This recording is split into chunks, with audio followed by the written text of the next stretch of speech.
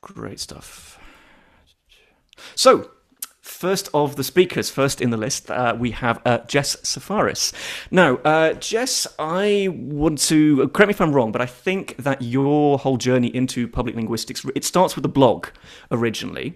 And the blog is entitled Useless Etymology, which is a catchy title, but, you may disagree. Etymology is great and useful, I would say, and it's been very useful for you because etymology has led on to many other projects.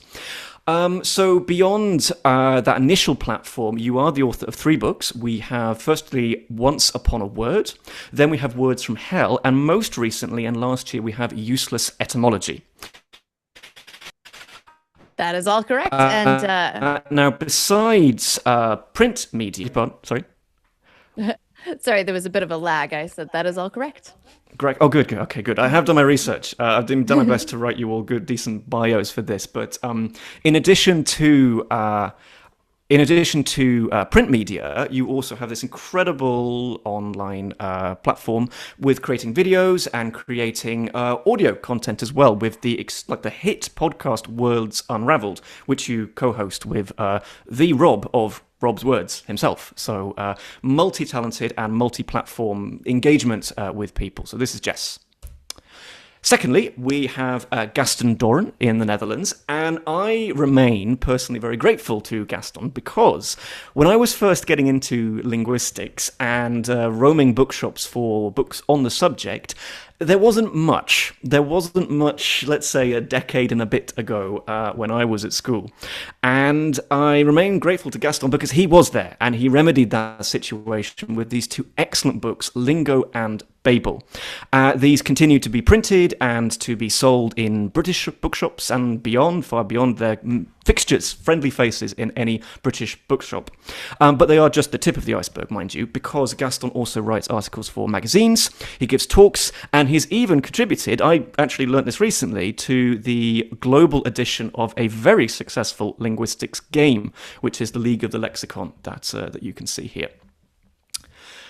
Now, joining us from Portugal, we have Marco Neves, someone who has written countless books, and I really mean that because I have tried to count them and failed in the number of how many books he has written. His books naturally discuss the Portuguese language as well. I think they're primarily in Portuguese as well. One of these books even discusses the Portuguese language since the Big Bang. I had no idea it was that old. But there you go. The oldest language. It's obviously it lends itself. In addition to that, he is also, in addition to writing, he's also a translator, and he makes very popular videos online. He holds the position of assistant professor at Nova University Lisbon. So he's busy, safe to say, and he also does interviews for print media and for radio as well. My impression from the kind of past couple of months is Marco is kind of like Portugal's linguistic Superman. If you have a linguistic problem, he'll be there for you, basically. So that's Marco in a nutshell. Okay, then we have Join van Spek. And Join was supposed to join us this evening. For many people, in the Netherlands, you may have come across his 2 books, The Good Old Language and Word for Word. He is also, if you are an English speaker, you might be more familiar with Join's output through these incredible diagrams, which he makes, which are very, very eye-catching, very shareable, all about etymology, often about the etymology of English, as well as other Germanic languages. Join also has recently started making videos. This avocado thing looks like a kind of swanky lifestyle magazine, but that's actually a video about the etymology of the word avocado. Highly recommended. Now, Join was supposed to join us this evening, but he found out quite recently that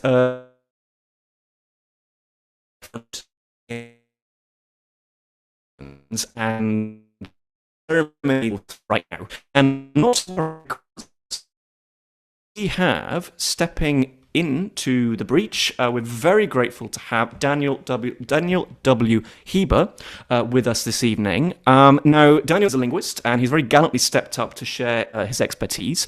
He is first and foremost a typologist, so he studies the diversity of the world's languages, all the languages of the world, and documenting them and researching them. But if that weren't enough, he's also the creator of Linguistic Discovery, which is kind of like a language one-stop shop for all your linguistic needs, all your necessities, basically. It's brilliant. There's news, there's facts, there's longer pieces, and I highly recommend it. In addition to that, I can neither confirm nor deny that he is in the process of creating his own book.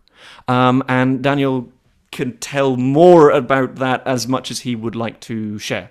Daniel, I do hope you're with us. You said you were having some internet problems beforehand, but yeah, you are very, very welcome this evening. In addition to that, me. We have the reason that we're all gathered here today, and for people who don't know me, I don't assume that you do. My name is Danny Bate, and I am the author of Why Q Needs You. I've been doing stuff online with regards to linguistics for a few years now, with varying degrees of success. But I think that the biggest project, and I'm extremely proud of at the moment, is this book, Why Q Needs You, which is, it's the book behind me. Jess gives excellent advice on how to make kind of videos and audio content, and I took her advice about creating a nice background, but it's a work in progress. I think you can. That's it. I need some shelves, basically. So I really, what I love to do, I have previously in a former life, I was a radio presenter, and it matters very much to me that I can interview people and bring people together and to get their thoughts. So that is my introduction over, and I'll stop sharing my screen. I do hope that was all accurate, first and foremost, and intelligible, and questions can begin.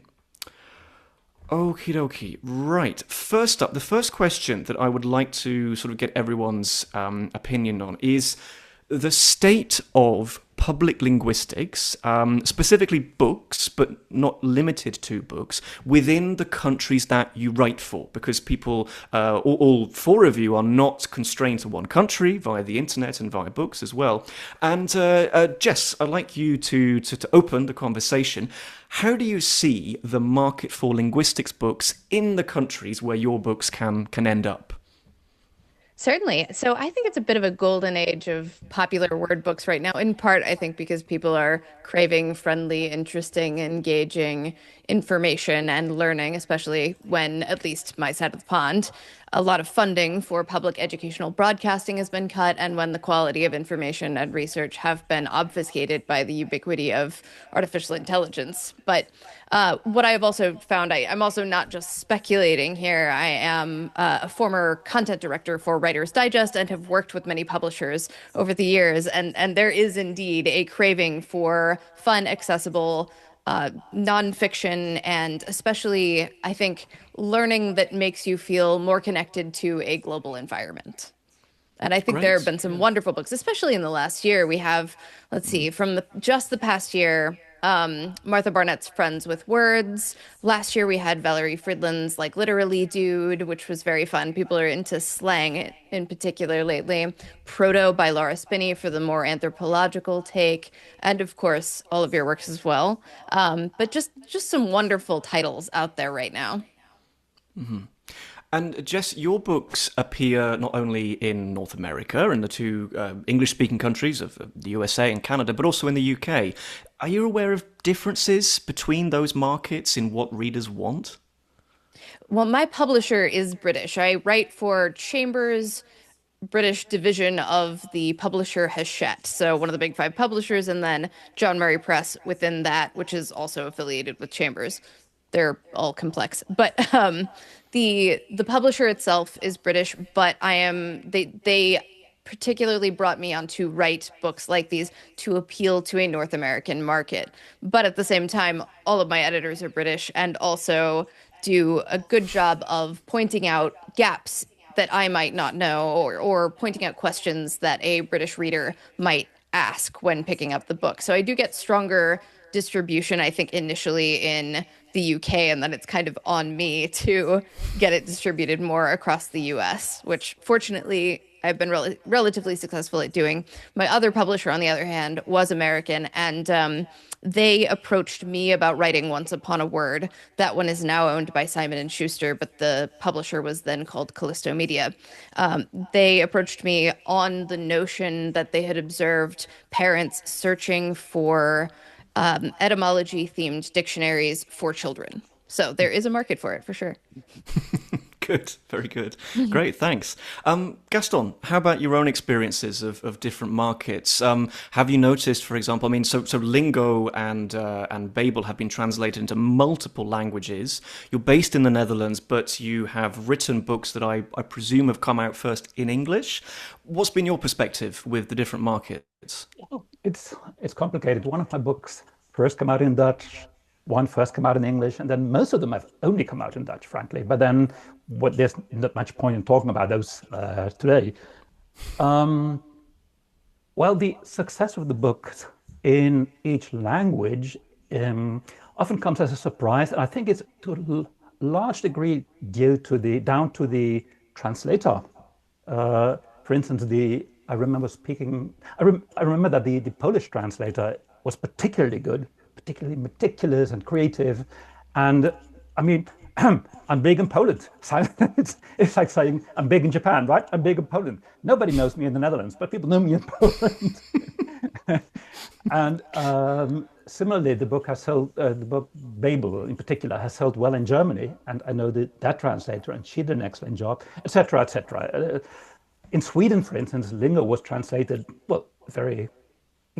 I'm not saying incompetently, but lovelessly, and it didn't do a thing there. It was it got bad reviews, and they didn't even publish the second book, which was Babel. So the translator is really of key importance there. Even more than the character, the nature of the market, I believe. I mean, I think within Europe there are differences, of course, and I think that the Netherlands is a fairly good market for language books because people know something about grammar, which I've noticed is not the case in English-speaking countries, I'm sorry to say. They also usually speak at least English and often either French or German. So there's more basic knowledge, which makes it easier. So I'm not complaining about my home market, except it's comparatively small, of course. And I mean, you could talk about all of these 15 or so markets separately, but I'm not going to do that. Okay, great, thanks. But would you say then that there were some topics that let's say you were writing a book for an English-speaking audience that you wouldn't really, you maybe steer away from or touch on very gently, such as grammar? Yes, there is the issue that when it comes to grammar, I really have to explain more in English language books. The other thing that I find very interesting is that in my second Dutch book, I wrote about the Polish language, and what I wrote there could be construed as, wasn't, but could be construed as anti-Polish or Polish unfriendly or something like that. Now, in a Dutch language book, nobody cares because only Dutch and Belgian people will read it. In an English language book, of course, that's a different matter. So the British publisher made me write a completely new chapter there. And I think they were right. I mean, there was a good reason. So when you write in English, and I suppose that's also true for French maybe, or German, you take a less parochial view. You take more the inclusive view. So I'm not blaming the British. On the contrary, I think the Dutch view is a bit parochial there because it's for ourselves, so to speak. Interesting. Gosh, okay. So many interesting things already. Writing books for different markets, for a multi-market book. Thanks. How about yourself, Marco? Tell us about the situation in Portugal. Do you write, for example, or is it easy to write a Portuguese book that then jumps the Atlantic and does well in Brazil?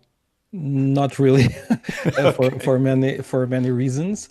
I would say that our specific Portuguese market is quite small, but it's a small book market, not exactly a small language book market, and the language book market is small because of of that smallness, if I can say. But until a few years ago in Portugal, books about language were almost exclusively the prescriptive sort of how to write well, etc. They sell well, but popular linguistics books are a recent phenomenon. There was one specific book that sold a lot of copies, which was by Fernando Venâncio, who is Dutch, by the way. Gaston knew him because he died a few months ago, and the book was really, how can I say, it really changed the way people looked at language books, and it was a good thing.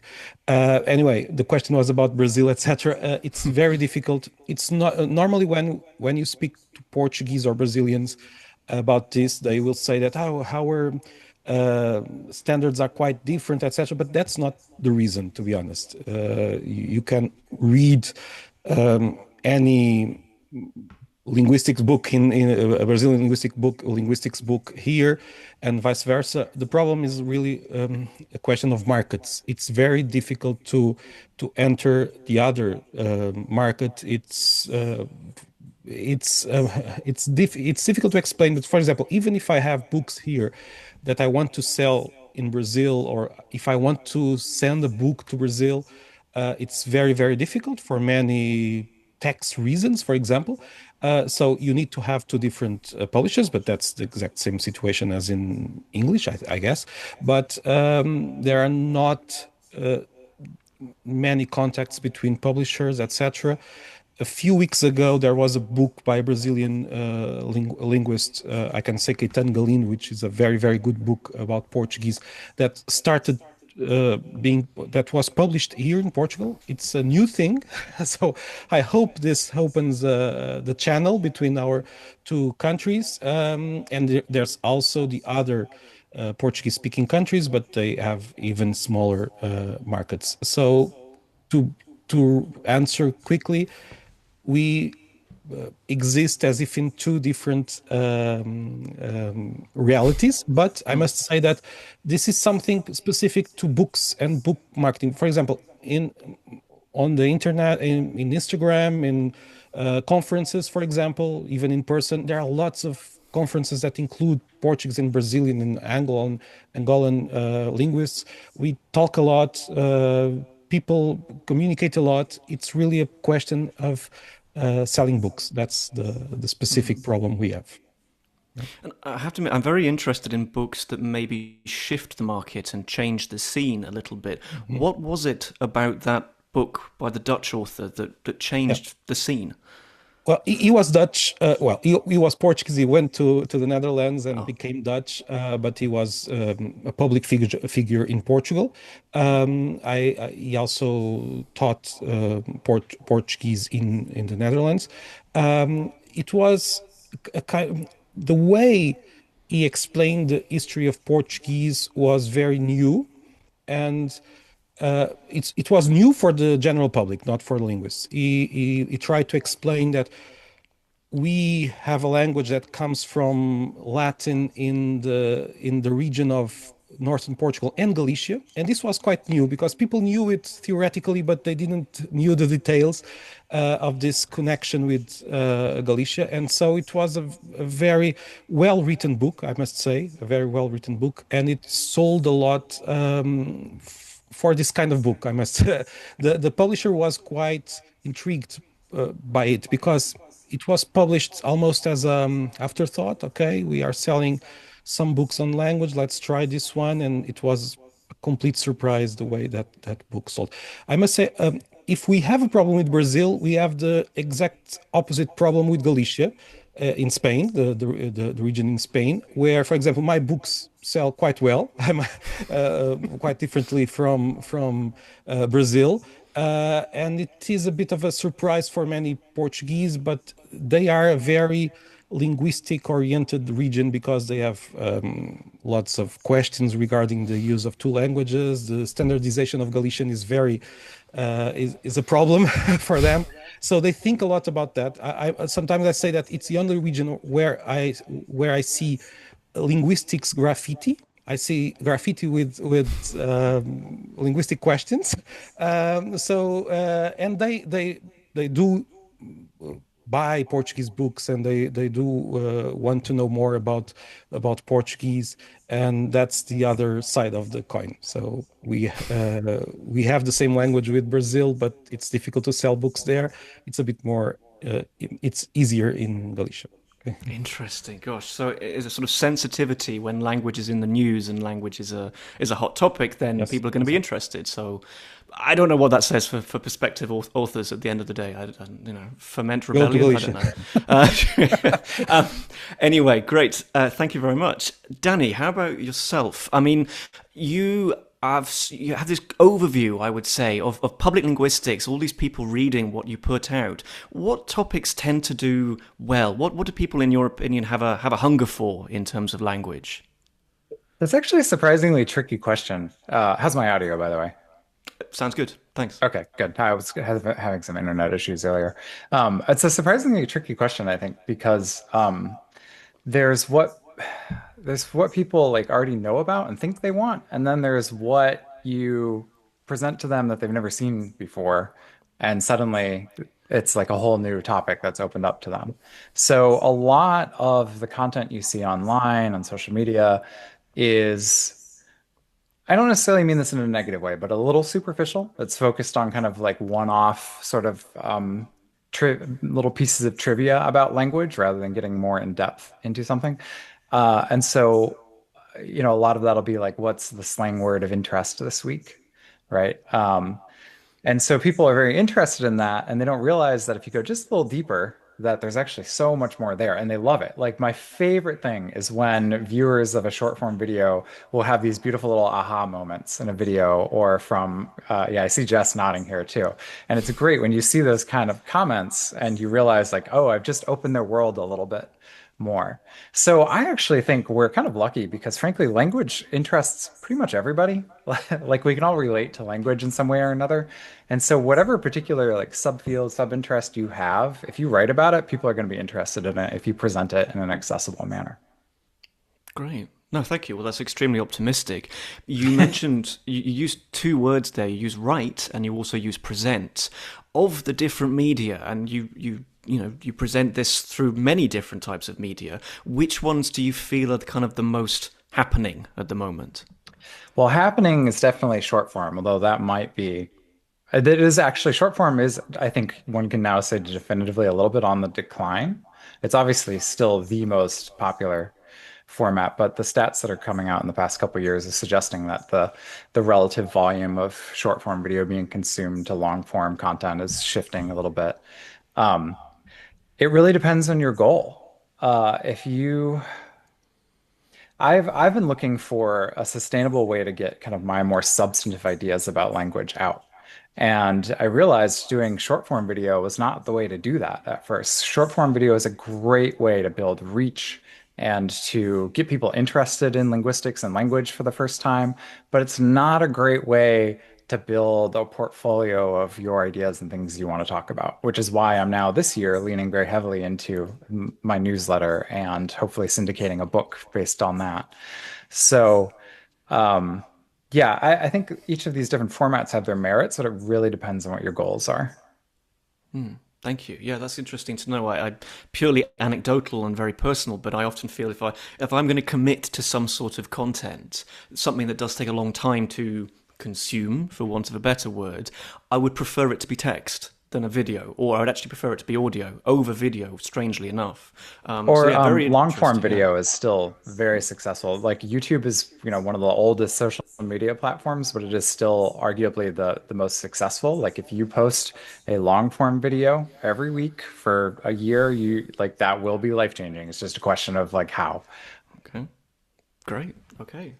So great tips there for anybody listening who wants to experiment in these things and be aware that there are so many different options out there, and as you say, it may suit different ideas that you're trying to convey. As for the second topic, I'd like to ask about this process. How do you actually, let's say you have an idea now, you've identified a gap in the market and you think people will want to read about this, or if you're ambitious, people should read about this if it's something new, but you need to make it a reality. And how do you go about doing that? How about yourself, Marco, first and foremost? How would you explain how do you go about it in Portugal with publishers? How does it work? With publishers, well, I have one specific publisher that I have been working with since the beginning. I published another book with another publisher for a specific reason, and then one in Galicia. But I've been working with the same one. But it changed a lot the way the publisher sees the books for many reasons. One of them, when I started writing books on language and linguistics. It was a smaller market than now for many reasons. For example, for the reason I explained before, and also because, well, the fact is in English there you will find a bigger market even for niche subjects. In Portuguese, it's a bit more difficult, or rather. If we add up the fact that we are working in two different markets in Brazil and Portugal, it's even more difficult. And I must say, for example, I agree with Danny. I would prefer long form and text. I myself am a consumer of text much more than video. But I must say the short video here in Portugal helped a lot to get the books into the market. For example, there was I started doing short form videos for fun because my brother told me so, and so let's start. I didn't know that it would work. It worked a lot, quite well, and the publisher once phoned me asking, "What did you do? Because books are selling a lot more now than a few months ago." So they were quite surprised about that, and so I'm very happy to get those books there because there are lots of things that I think people will love to learn about and they don't know. That's the fact, as Danny was saying, and I learned to look at short form as a kind of challenge. How can I explain something that I would like people to know about, but I need to start in a place where they are comfortable, and then to show them something that they didn't know they wanted to know. Sometimes it works, sometimes it doesn't work. It's a superficial medium. It's true. So we need to try to get something there, and then make people want more. But let's say the work on social media changed the way publishers looked at the books. The books are the same. I'm not writing differently from what I would write, but the attention of publishers and journalists is very different now than it was 10 years ago when I started. So that is what I can say. Publishers are much more interested now in this kind of topic than they were a few years ago, and I'm very happy about that. Well, that's good. That's very good. Yeah, it makes me feel optimistic in general. And the book seems to sail on through. It seems to be surviving. I mean, about 10, 15 years ago, there was this doom and gloom that the Amazon Kindle and other products would get rid of the traditional book, but it seems to have weathered this storm. It is interesting. Can I just add one more thing? Sure. In Portugal, at least in Portugal, there is, and this is good for you, everyone here, there is a very big market for English language books, mainly non-fiction, but also fiction. So that could be something more worldwide, of course, but that's something that publishers are really aware. Not very happy about that, but it's the Portuguese ones. But it's a fact. Their English language books sell a lot here in Portugal. Okay. Interesting, very interesting. With regards to the process, Gaston, you've already mentioned about the success of Babel and Lingo, how it's been translated into other languages. In terms of the technicality, the legality, how does that actually work? Is it a separate contract for every country, a separate contract for every language? How does it work? It is. And I mean, I've had to learn this. I mean, I never took classes to learn this. I just learned while doing. So I published a book in Dutch in 2012, and it was probably the smartest commercial thing I ever did, because I'm not all that savvy in that field. I kept the international rights for myself. So I said to the Dutch publisher, you can have the Dutch language rights, but I would like to keep the option of having it translated. And since I knew that they were not going to try hard to do that, they wouldn't mind, and they didn't mind. So, and when the book was well received within the Netherlands, I had it translated. With hindsight, I should have had a part translated, but never mind that. I had it translated into English, and through an agent, I found a publisher. So what I know now is that British publisher owns the world rights, in the sense that they can sell the translation rights to all other language areas. United States are a different matter. I'm never quite sure how that works. Maybe Jess and Danny Hieber can tell you more about that. Or maybe you know. With the second book, I signed a contract directly with that London publisher. And then the same circus started. They sold the rights to all these countries. At the moment, however, I'm working on a book that is being made for a London publisher, but that will be published under the name of and distributed by a US publisher who will even sell it in the United Kingdom. So I don't quite understand. I'm still learning. Thanks. Jess, can you help us out here? What's going on? How do you, as the author, navigate all of these things? An agent, perhaps? I do not have an agent. That's a good question. Okay, so first of all, I am trying to catch my breath a little bit from seeing Helen Zaltzman in the chat when I am such a gigantic fan. And to her point, and Danny, Dr. Hieber may be able to answer this better than I once he publishes his book, because his short form videos have achieved stronger reach than many of mine. But my short form video content attracts publishers and speaking opportunities more than book sales, but my long form videos yield book sales. We can get into more of that later. But as far as publishing paths go, I love talking about this because, like I said, I used to be the content director for Writer's Digest. So I love giving authors advice, and there are lots of different ways to get from idea to published. And I'm a bad example of that because I've been approached by publishers who have found my work in every occasion, and I have a relationship such that I can now openly pitch books to several publishers at the same time with a reasonable chance that they will be picked up. But let me put a pin in that too, because I have another example of another path that I'm trying to take here. So you don't need to have a large online presence to be attractive to publishers, but it helps. And if you don't have one, the next best thing is having a clear plan for what the book will do once it's out in the world. Many authors think of a book as a static, finished product rather than a living, breathing work that fuels newsletters, articles, short form or long form video, podcast appearances, speaking engagements, and the impetus for additional activity.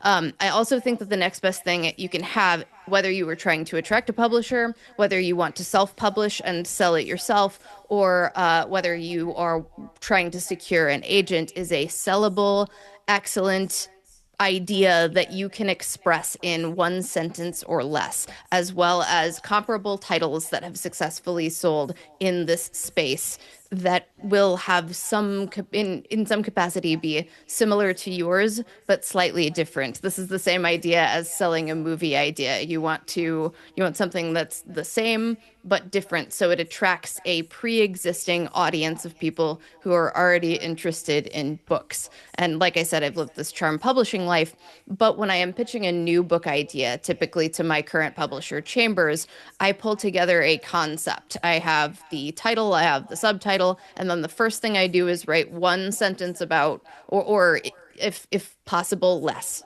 than one sentence about what the book is, and it needs to be repeatable and expressible across a range of media. So the ultimate, I would say, my easiest book to sell was probably Words from Hell, Naughty Word Origins. That's the whole idea. And then I'd say the second best would be Useless Etymology, because the concept is the same as the tagline for my blog. It's offbeat word origins for curious minds. It's going to be funny, it's going to be accessible, and it's going to deliver a degree of entertainment in a relatively digestible format. And then I think Once Upon a Word, although the title came to me rather than the publisher came to me with the title, I think that's also a great expression of, here are the stories behind words. Now, if you're trying to secure an agent, I would highly recommend checking out the database of literary agents on poetsandwriters.com. It's wonderful. You can you can filter by the genre you're going for. You can review the requirements and the contact information and whether those agents are acquiring straight on the website, or you can go to their query tracker website. Either way. If you are trying to self-publish, I would say make sure you brush up on your SEO, because you want to be able to express in the description what the book is about in a way that people will search for it. And then if you're pitching directly to a publisher, be able to express it within like a one-sheet document while also building out your full proposal. If we want to talk about proposals, I have endless advice for those too. Thanks. I will definitely get your opinions on that. Just a brief word, like the agent. I know that you're not speaking from experience here, but you do understand what agents do. You don't use one yourself, but what is the role of an agent, and what does an agent defend you from or against, perhaps? Okay, so a literary agent it will ultimately get you probably a better deal with a publisher. It might also help you secure a specific publisher. I am, in fact, in talks with a literary agent right now, despite the fact that I have strong relationships with 2 current publishers, because I have a book idea that I cannot share at the moment that I want to pitch to a specific higher profile publisher. And I want that to go through that publisher because it's a really good match for their brand. They've got an enormous amount of reach, and they'll get the book into the places that I want to see it. And they also don't take unagented submissions. So there are publishing houses and imprints out there that do not accept submissions or pitches without an agent. So your agent will also do that. They'll fight for you. They'll try to get you a bigger advance. They'll try to get more marketing muscle behind you. For example, I have noticed that my books, now that they have a record of selling relatively well, have a lot more support from the publishers themselves. I have a publicist on one of my publishing teams, for example, where I did not when I first started working with them. They invest more in the authors they know will sell. Mm-hmm. Great. Sorry. Finishing the thought on agents, they will also help you negotiate your contract and things like that, which is nice. Though I will say that if you're publishing via a British publisher or a U.S. publisher, Society of British Authors, or I forget the American equivalent of that, they do free contract review on behalf of members, and membership is only like $150. Mm-hmm. Thank you. Very interesting. A lot of great information there. And we have a follow-up question from Danny, our Danny, in the chat, which is, why can't you talk about book topics? Is that frowned upon? Have you been asked not to do that? I talk about my books all the time. I don't want to talk about this one because it's a really good idea. Right. And okay. I'm not just saying that. The agent I'm talking to is like, this is a really good idea. Okay, right. It's going to be Johnson's Dictionary all over again, something that is still read 300 years later. Brilliant. Okay, thanks very much. Now, I have to, let's say that you're in a good position. Let's say you've got the idea, tick. Secondly, you've got a publisher, perhaps an agent on board, so you've got people in your corner who are invested in making this book happen. Usually at this stage, especially with non-fiction, now you have to write the thing, which is no small task. And I should say that, I make it sound dramatic, but that is my favorite stage, to be honest. The writing is the bit that comes the easiest for me. But keeping yourself motivated, keeping yourself on track. Gaston, could you tell us about that? Keeping yourself motivated, and how do you deal with the publishers with regards to delivering the goods? Do you prefer to send them one long thing or sections? How does the process work for you? Yeah, my talking about that is problematic in the sense that I just love writing. Mm-hmm. And I've always loved writing, and I keep going. And so for somebody who has a problem with who are not in those lucky circumstances, I would love to give them advice, but I'm afraid I can't. It's just something that is in me. It's one of the very, very few things in the world that I'm sort of good at and that I enjoy doing. Having said that, of course, there are lots of pitfalls. I have once worked on a book for 9 months only to discover that no publisher would touch it for very good reasons. They explained, and they were right. So I have learned from that it is a very good idea, and also in journalism, I worked as a journalist before this, that it's always a good idea to talk to to the person who is going to publish your work, whether you're still on track, whether you're still writing what they more or less expect. And when that's not the case, well, you can discuss it, whether it can be changed or whether I have to change it, etc., etc. So yeah, regular contact with the publisher is definitely a good idea. When I say regular, I don't mean a weekly cup of coffee. I just mean once every half a year or so.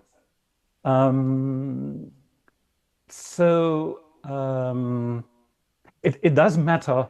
I mean, the first and the second book are probably the hardest. Well, I suppose that's everybody's experience. And at some point, when you get ridiculous amounts of praise and confirmation that you're doing well, it becomes a bit easier. But yeah, I think those are the main things I can say, which is not extremely helpful. I'm well aware of that. Don't worry about it. But yes, I suppose that is something natural, a talent that you have in your corner. You enjoy writing. I think that is ultimately one of the main things, if not the main thing, that sees people through. Yeah, I can definitely agree with that. It's the one thing that keeps me going, is just that I enjoy writing. Every new version is a new joy. Yeah, absolutely. I spent Saturday composing a 4,000-word piece that maybe maximum 15 people will read. So I'm definitely not doing it for the readers, to be honest. How about yourself, Danny? I mean, you produce this stuff, all this content with quite regularly. How do you keep up the motivation? How do you keep going? It's very, very hard because I'm balancing a full-time position with the Chitimacha tribe of Louisiana. I do most of my work with them. So for me, the thing that works for me, and I had to struggle with this because I'm not naturally a morning person, but I had to I get up and I try and put in about 2 hours of writing in the mornings, and then I take a break, sometimes do a workout, and then I go and do the rest of my Chitimacha work for the day. So for me, it's just finding the time. The writing, I love it. And actually, another issue for me is cutting myself off. You know, it's like I would happily just write for 6 hours because I just get into it. And by writing, I also mean like the research process. Like I'll have like stacks of books on my desk and whatnot. But yeah, but I think the biggest thing for me has been learning how to build habits and momentum with stuff. I did a lot of reading over the last couple of years about like James Clear's Atomic Habits book, other types of books in the kind of productivity space about forming good habits and making space and time for things. And I found those to be really useful in helping kind of restructure my day in a way that could support my writing habit a little better. Mm-hmm. Yeah, I mean, I'm speaking for myself, but I, with regards to motivation, I really benefit from some sort of external point of view. But your platform, Linguistic Discovery, I mean, it's your baby, it's your platform. But do you have that external point of view? Do you have an editor that I know some people work with just to, I don't know, sharpen things up, or indeed say, stop, this post is long enough? No, I think I actually would benefit from an editor, and I don't have one currently. I have a copy editor, and she's great and wonderful, but also has primarily just focused on copy editing. She's kind of new to the field, so it's not her strong point yet to do kind of higher level editing. Yeah, I mean, I sat down to write an article about lib fixes the other day and thinking, oh, this will be a short little 1,500 word piece. And then it was like 6,000 words. And I'm like, all right, I'll have to divide this up into 2 parts. And that's not an uncommon thing for me being an academic, right? We love, we get into the weeds for stuff. And so that has been a tension in my entire writing career, I think, is like, as an academic, you want to go in depth and you want to really support your sources and this and that. And that's just a very different style of writing from popular audience writing. And I'm still learning how to adjust my writing for that a little better. Mm-hmm. But this, I suppose, relates to the topic of the first question, or my first question, which is really also, where can you assume that people will know things? Like, where do you draw the threshold of knowledge that you can get away with, basically? And I think anybody who's written anything non-fiction will know that actually it's often a case of, oh, no, I need to explain that. No, I need to explain that. And the post gets longer and longer. But speaking as somebody who has produced, as I said at the beginning, countless books, Markku, how do you do it? Where do you find the time to write? And what space does writing occupy in your week? Um, I before I answer that, I would say that the writing for a newsletter, as Danny does, or for a blog, and I will talk about blogging afterwards because that's part of what I want to say to answer that question. Part of the advantages is exactly to uh, start understanding through the comments, and this also works with long videos too, through the comments what people don't understand about what we are writing, and that's very, very useful. And so I started. I also love to write. Of course, I think it's impossible to be here talking about this without enjoying writing. And I started writing even before I was a professor at university. I wrote in a blog about language, short essays, then longer essays, and I wrote a lot. They kept getting longer and longer, so it was the feedback of some readers that told me that they told me, well, we would love to read everything, but this is much easier to read on paper than on the screen, so try to find a publisher. And this process of my first book was in fact a collection of essays from the blog I had, and I still have now in another platform in Substack. And so that was my first book, and so the motivation is to write articles and not academic papers in this blog. Of course, I write them for other reasons, but I started. The motivation is really to get the article done and publish it by myself. At the beginning, it was a good thing for me. I wanted to control the process. Then, when I started working with a publisher, I changed into this book form, and it was an adaptation at the beginning. It was not easy to have that space. We have to have to write something that needs to be longer, and you need to think about the structure, and you need to go. But I had to find some space. Sometimes I say that. How can I explain this? We all do lots of things. Everyone here talking, we don't do just one thing. And I think, and this is just my perspective, and it's really difficult to explain, but I think the fact that we do different things helps us doing each one of them. I don't know if this makes sense. So if I only taught at university, it would be more difficult for me to teach. If I only wrote books, it would be more difficult to write books. If I only did some videos or those kind of stuff, it would be more difficult. I can't explain this better than I'm trying than I'm doing. Perhaps these parts of your life inspire each other and give you fuel and even rest from the other activities. Yes, the rest part, inspiration, of course, but the rest part is true. So when I'm tired, of course, sometimes we need to sleep, of course. That's something. What a concept. Yes. But in a normal day, when we are not too tired to do something, doing something different from what we did in the morning helps us. I don't know if this makes sense. At least for me, it does. Mm-hmm. Well, this resonates completely with me. So yeah, thank you very much. Turning to the fourth question within the general skeleton that I sent out, I am fairly happy to go on record and say that I found the date of publication and the months following the publication of YQ Needs You quite hard. In terms of what am I doing with myself? How can I contribute? How can I be part of this thing? Because essentially, once you hand the manuscript over, it's now up to the publishers at the end of the day. So, what are the kind of things that an author can and should do? Jess, what's your view on this? Not just in terms of getting the word out, but also maybe looking after yourself on the date of publication. I don't know. I don't know about that one. I'll let you know if I ever figure it out. But in terms of getting the word out about the book, I try to talk, aside from the idea that I'm attempting to pitch to an agent and a specific publisher. I like to talk about my work as as part of my daily activities. It's just all the time.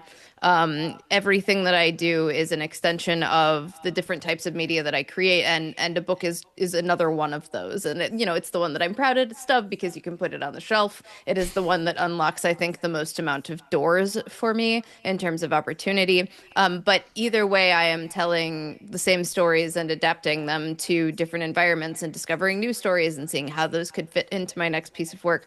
I would say try to be. I know that promoting your work online is in different spaces is difficult, and it is a lot of energy, and it requires a whole heap of emotional energy because you have to deal with people all the time and their opinions and whatnot, including people who are not as familiar with the various disciplines that we write about. But the more you can create and the more you can adapt what you've already created to these different mediums, I think the better it is. I don't like when it comes to short form video, when it comes to, say, if you prefer text, like blog posts or newsletters or, say, Blue Sky or whichever your text-based platform of choice is.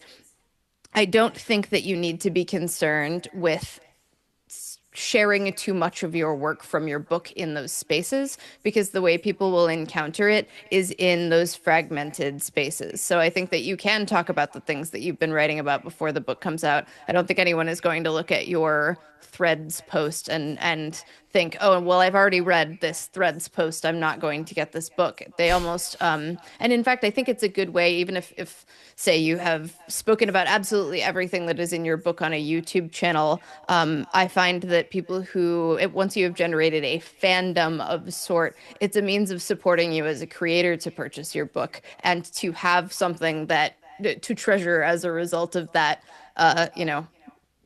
This is beneficial to some degree, but that like parasocial relationship that a reader has with an author or a viewer. So, for better or worse. Yeah. Parasocial relationships, ups and downs. You say that the book can open doors. In addition to looking very nice on your shelf, books do have this sort of reverence as an object. But I agree with that. I've used that exact phrasing that people respect books, and that leads to further things. What is that, and why is that, in your view, with books? It depends. I would say, and I don't know that this is entirely fair, but I think that the endorsement of a publisher helps a lot. And that's not to say that I am a big advocate that self-publishing is a very worthy path. And it is a great way to sell books. And if you're willing to put in the work, it is a phenomenal way to create the book that is in your brain and put it out into the world, as long as you're willing to do all the work to sell it once it's there. But I think that a lot of that credibility comes from the publisher, but also just the capacity to organize all of that information into a digestible format that a person can enjoy at once. Mm-hmm. Nice, very nice. Gaston, what are your thoughts on that in terms of the doors that your books have opened for you? Yeah, now you can hear me better. While I was listening to Jess, who has really thought through many of these issues, which I find admirable, very professional, and I should definitely get one of her books. I was thinking that I am almost the very opposite of her approach. Of course, I want to be in the media, right? I want my books to be reviewed. I want to do interviews on radio and newspapers and even television if possible. This has happened. But as soon as the book has gone through this storm of maybe a month, 2 months or so, I want to go back to writing and not care about social media or blogging or any of that. Now, I know that I sound like somebody from the 1950s, well, I'm from 1965, so it's not all that far away. And I'm very much aware that all these possibilities exist, and that it might be a good idea to use them. But meanwhile, I am writing a new book. And I'm not saying, I don't know whether either of these ways, Jess's or mine, and there may be others, is wrong or more effective, but I think it just fits our temperament, probably, and our generations, probably. I'm afraid once more, no advice from me regarding social media. I really feel like I do this stuff and I have no idea what I should tell people about it, which is not quite true. I mean, I do think these things true, but this is the somewhat boring conclusion I've come to. Just let me write. That's what I enjoy best.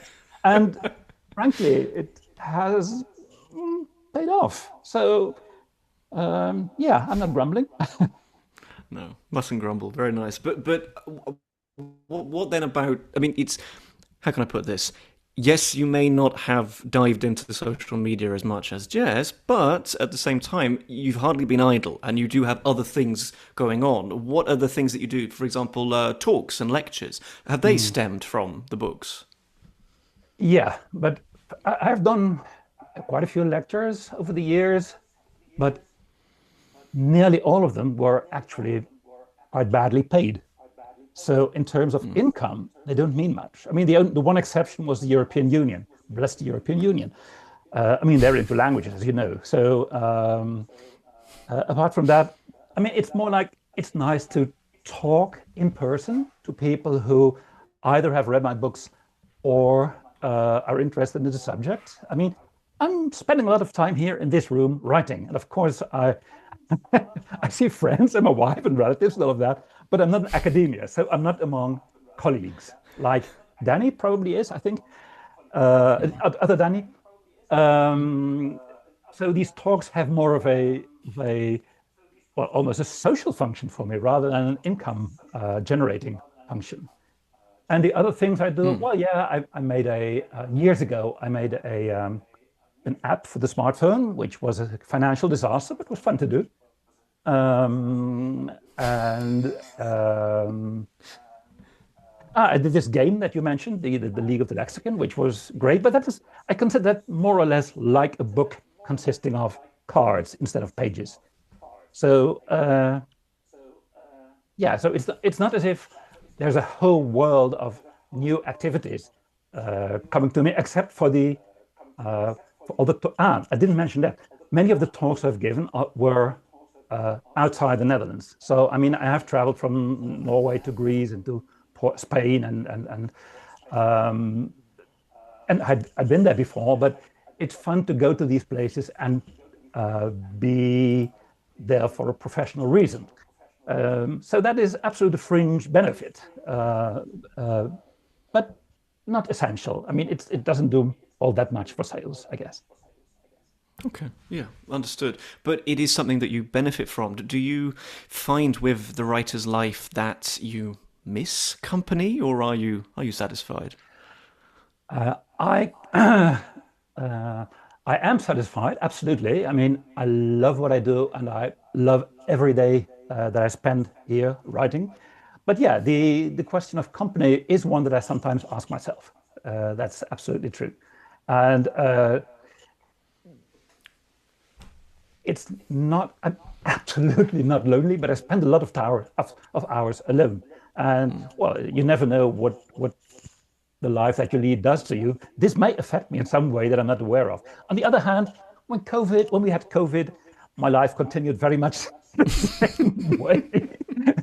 We had here in the Netherlands, there was something called an intelligent lockdown. Sorry, that was something our Prime Minister, the infamous Mark Rutte, came up with. And my wife said, well, actually, you spent much of your time in an intelligent lockdown anyway. Yeah, understood. But there is a question, and please correct me if I've got this wrong, but I think there's at least two of you that are outside academia, in contact with it, but outside of it. I'm thinking you, Gaston, and you, Jess. But to write non-fiction, you need meat, you need the substance, you need research. How have you navigated that? Because being, outside academia with its lovely library cards and permissions and everything, well, that might be a bit of a stumbling block. Jess, how have you managed that? Well, okay, so I am actually an adjunct professor at Emerson, but I I do teach beg your pardon. magazine. Oh, no worries. I teach magazine media. So Okay. I will say my income is not primarily from my books. the YouTube channel helps a lot. But I also produce social media conferences. I ghostwrite for ad agency executives and I teach classes about media. So I do benefit a lot from that. I have the library access. I have the university at my disposal. And I am also part of the writing, literature, and publishing department. So I have a lot of the minds that come with it. That said, most of what I do is done outside of the context of the university in terms of my etymology research and books, though they fully support my continued publishing because I have that relationship with the department. Right. Okay. So right. So that makes perfect sense, and it doesn't matter what your angle is, but so long as you have that lovely library card and everything that comes with it. Yeah. Gaston, I feel like you wanted to contribute to that. Um, I do not have a library card. Actually, in my city, there's no university. But I have collected, I have amassed not only quite a few books, though some of those other shelves look more impressive, but also many, many, many PDFs. I mean, there's a huge library in my computer now, and it is sufficient generally. And well, I mean, when it comes to articles, scholarly articles, of course, they are fairly easy to find online nowadays, of course. So yeah, the university has, in that sense, spread itself across the internet. Yeah, fair enough. And for good principles and perhaps selfish reasons as well, I am quite pleased with the rise of the open access movement within academia, which is essentially challenging the monopolies and bringing the paywalls down, which I'm very, very happy to see for all sorts of reasons. That sort of brings us to the end of my set of questions, but if my lovely guests can spare a little more time and people want to type them in the chat, then I'll read them out if that's okay. And and also if you would like your question to be directed to one person in particular, please say that. We've got, for example, we have Zico van Dijk, who says, so sometimes an event is a way to promote the book and sometimes an event is mainly for the income directly. Gaston, I think you'd agree with that. It could be either.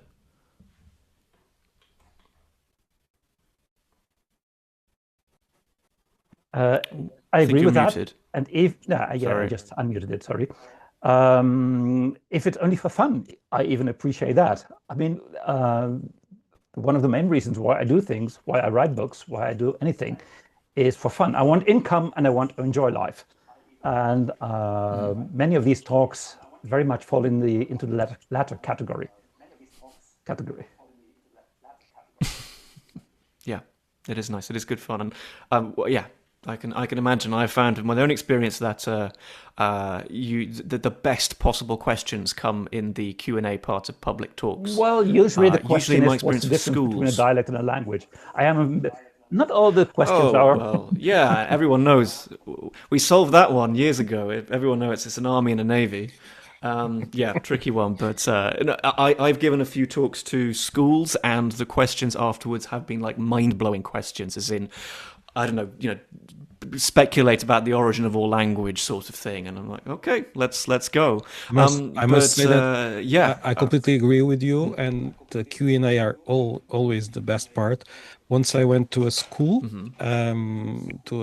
for I don't know, 10-year-old children, and after I was talking about the history of Portuguese language, etc., and in the end, a child put his hands up and asked me, "So after you die, what happens?" And it was very, and I thought, okay, this is a new one. But in fact, those events are, as Gaston was saying, very funny and very. It's very good to listen to people face to face, not with a screen. yeah. I would imagine that is inspiring. It gives you, yeah, more material. Yeah. Yeah, fantastic. Danny, anything to add to that? Good questions from talks. Any ones that stick in the memory? I remember they're in various cities, they have these series of events where they get usually faculty from local universities and things to come give talks to like a bar full of people enjoying beer. And there's multiple versions of this. There's one series called Nerd Night.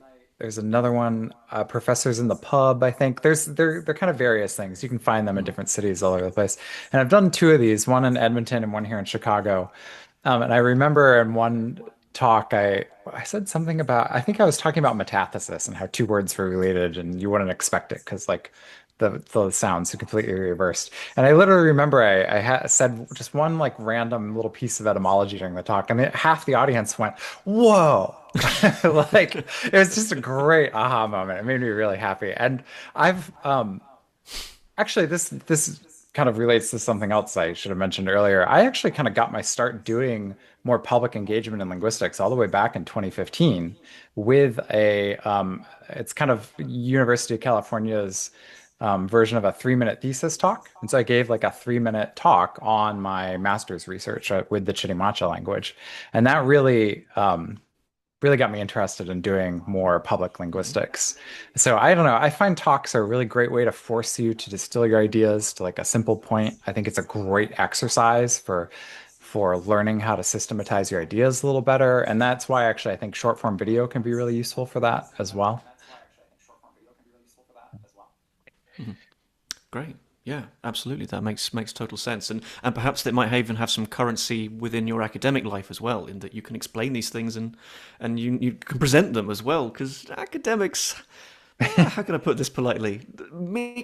There's no guarantee of presentation skills among academics. Correct. Let's put it like that.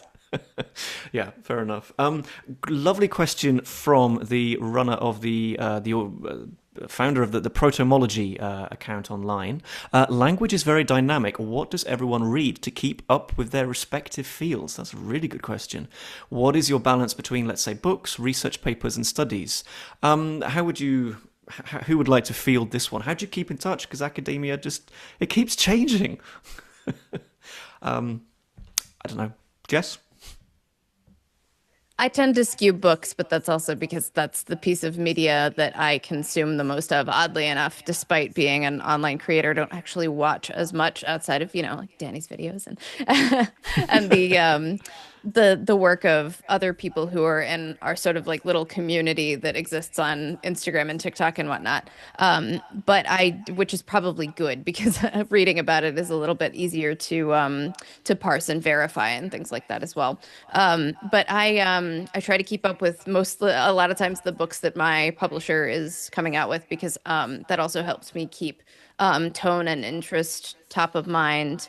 Whenever Danny recommends a paper in his newsletter, I tend to like to read it too because it's always going to be interesting and have some new takeaways that I am unfamiliar with.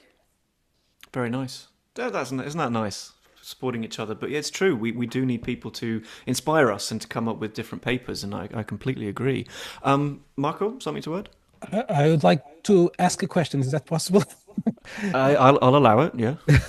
I would like to ask a question to you and also to Gaston, because we were talking about social media and Gaston was saying that he enjoys a lot writing books, and I'm very happy about that because those books are wonderful. But I got to know Gaston through blogging a few years ago. Do you still enjoy it, or do you think it's something that you don't want to do anymore? And then I have a question for Danny. Sorry. Okay. Gaston, please. I do still enjoy it, but the thing is that I'm really very busy writing my books. So I've set apart very little time for the blogging, which is a bit of a pity. At the same time, well, you just can't do everything. And if that means that I only write my books, so be it. As long as they are well received and as long as I enjoy writing them, I'm pleased. I'm content. Yeah. Yes. I tend to, as I told you, I also started writing through blogging, writing for the public. But now I think when I write, I want to write longer form, and I use the other channels for keeping up with the public or something like that. Danny, you wrote a book so this is a new book, a very good book. Danny Bate. Oh yeah, okay, that Danny. Yeah. Sorry, Danny Hieber will write the book, or he's writing a book, and I'm very, very happy about that because I want to read it. Yeah, but hey. we all have it. Oh, you're very kind. You're very kind. Thank you. we are here because of you, so I think it's fair. Okay. I would like to ask you. We were talking about the fact that the book is something special in a way, different from everything else. Did you feel a difference after writing your book? I'm giving you the question that you gave us. Do you think it Yeah. makes a difference for the way you see yourself or your work? I don't know, something like that.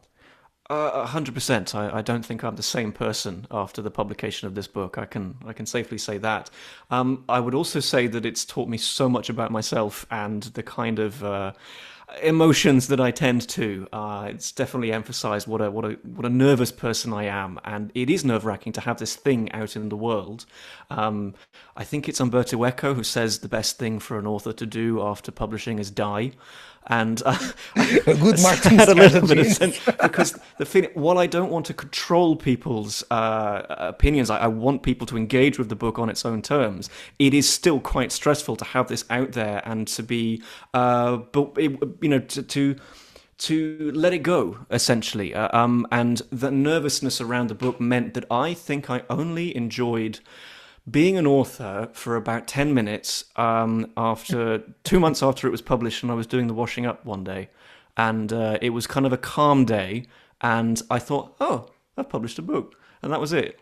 So I don't consider myself to have done some great glorious achievement, but I would only say as well that it's just taught me so much about the process of writing, and that it's very, very hard to put a stop on these things. An academic can in theory write forever, but a book is published and it's out there. That's been hard. I really hope with the next book that I would have more time to reflect. It's a really good way to learn about a field, is to write a book about it. I can say that much. There are ideas and concepts and interpretations in Why Q Needs You that I really understood maybe a week before I had to hand the manuscript over, and then continued afterwards to really understand. And I'm delighted to say a couple of weeks ago the publishers allowed me to do some corrections before the book sets sail for the US in March, which means a lot. Jess, I do not recommend reading your own books until they're on shelves, until you have mentally prepare yourself for the urge to rewrite the whole damn thing. Very well said. I fully Very well agree. said. Yeah. It's not a good It's a experience. really, I would, maybe if I can contribute something new, I would really say what a cacophony of emotions this experience can produce. Or maybe not. Maybe you can be very chill about the whole thing. But for me, I need more time for the next book. I had 5 months in which to write Why Q Needs You, and consequently 5 months? 5 months. That's all I could. That's all I could afford. That's all I could spare to write this book, and it was awful. And consequently, as a book, it's. I don't want to use the word regret. There's a lot that's very strong, but I just need more time next time to let the ideas mature, to sit with it. Well, And even then, I might be back in 2 years' time complaining to you all about how I still have regrets. I don't know, but yeah, that's the way it went for me. Thank you for the question. I agree with that. I wrote 2 books last year, and it was 2 books too many. Well said. Yeah. At the very well same time, said. I think there's a lot of value in being able to look back on your own work and assess it critically for later. Like you want to look back on your own work later Yeah. and see that, oh, I could do better now. Like that's growth. That's a good thing. And I'll tell you, social media has really helped me with that. Like I am not naturally a very thick-skinned person, and social media weirdly has helped with that, where it's yeah, like it's true. I now put out a video and I expect that there is something that I either could have gotten a little more nuanced about or sometimes got blatantly wrong. And it's that like I still struggle with it every time it happens, but nonetheless, like I am trying to embrace the fact that like, oh, okay, cool. I learned something, and that is one thing that's been nice about social media, right? That yeah. That is one thing that's been nice about social media is I realize like, okay, yeah, I know a little better, and when I go to write this up more formally now, I won't make that mistake. I even have like I don't have to use it much, thankfully, but I have an errata section of the end of my digest too that I can put, mistakes I've made in. That's nice. But just unfortunately the book, that's just not an option with a physical book to put the errata in. I do understand that, and I would also definitely vouch for that as another benefit of social media. It has made me thicker skinned in general. Not so much recently, but especially when I got massively into Twitter. If we all remember those days, it was very good for that kind of immediate response, that immediate feedback, and being very careful about the way that you write and the way that I word things. I would say that a huge chunk of the style that I write in is due to testing it out on social media first. So there's a lot to be said for that at the end of the day. Good. Okay. I was just reading the chat for one more thing. We have a lovely question from D. Chad Johnson. How does the rise of AI-generated language change what it means to be fluent or literate in a language? I think we might have to get back to you on that one. That's quite a big question. But thank you. Very nice. Unless anyone wants to field that question. It's a big one. I would say I won't answer that question because, again, I think that requires years of research. But I would say the thing that generative AI, as far as text goes, is doing is it is creating the opportunity to redefine voice in a way that many people will not take advantage of. You, as an author, have the opportunity to write in a way that doesn't sound like a robot spat it out after chewing up 10,000 blog posts. And it can't. It's not great. It is good at putting together predictable sentence combinations, but it is not good at capturing voice, at sounding interesting. And I think that we, as creators, as writers, have an opportunity to be more artistic, therefore, than a robot, which is a low bar. Very nice. I like that. What a really, really good answer. And I do agree that sort of defining yourself and your style against what AI can produce. But that said, AI, I mean, you can take the en dash away from me over my dead body. The fact that is apparently what AI likes to use as its default punctuation.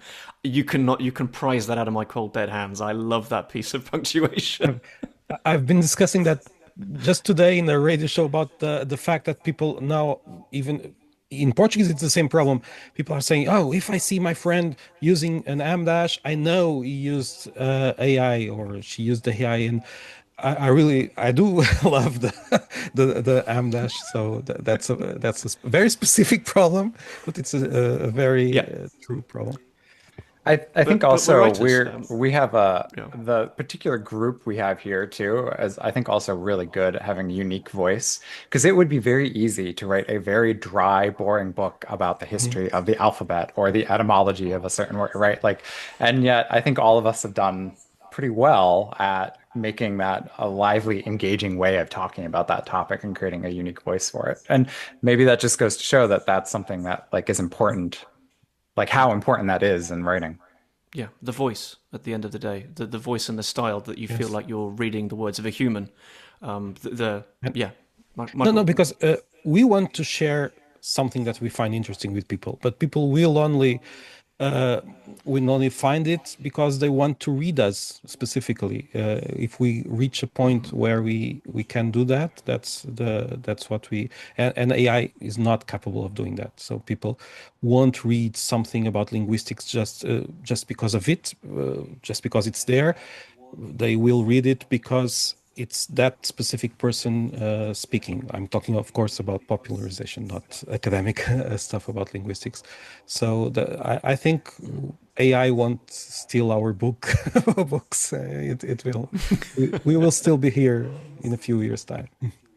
But that's really good. That makes me feel very optimistic. Again, that the book is a format, a medium where people can meet other people and hear from them. As you say, you just don't want to take the person out of the way that we write. I think that's a really lovely point. And again, speaking for myself and my own journey with this book, the comments that mean the most to me, the feedback, is where people say that it reads well and it's fun. It's somebody who gives me feedback to the book about my, summary of some aspect of linguistic history. It matters to me. I'm very grateful for it. Admittedly, the feedback that says that they laughed at the jokes means even more. So that's very important. Yeah, I'm still impressed by the fact that you came up with all these, with all the fun and all the interesting facts and all the great writing in so short a time. I mean, 5 months. That's really impressive. Yeah, The 5 months is really Yeah. Firstly, thank you, and secondly, I'm never doing that again. If it means I don't write another book again, then so be it. It was 2024 was the year that I gave up a summer. I'll put it like that. But let me stop you there. Let's not turn this into any further praise, otherwise I will dissolve in embarrassment. Shall we leave it there? I think this is a lovely point to wrap up. And any further comments? Anything to add? Just to thank you. Thank you for joining us. Yeah, Thank you thanks too. for inviting us. Yeah, it's always very Thank you nice all. to connect with everyone in this space. So thank you for organizing this. And nice to meet My pleasure. Jess and, Thank you so much for Danny joining H. us. Yeah. Yeah, likewise. Really nice to Yeah. meet both of you. Yeah. It's just Yeah, so nice to Danny, spend this time is in our- your company. Yeah. Thank Yeah. you. Thank you. If you can see the chat, we have all sorts of lovely comments. When is the next one? That's nice. Tomorrow, Thank you. That's a vote of evening will be. confidence. And Helen Saltzman very well said, don't praise a Brit, it makes us dissolve into puddles. Couldn't have put it better. Could not have put it better. To the four of you, thank you so much. I've really, really enjoyed talking to you. Please keep in touch, and let's support each other in this strange world of writing books about language. All right. Yeah. Thank you. Okay. Thank you, Bye-bye. everyone. Bye for now. Bye, everyone. And thanks, everyone, Bye-bye. for attending. Bye.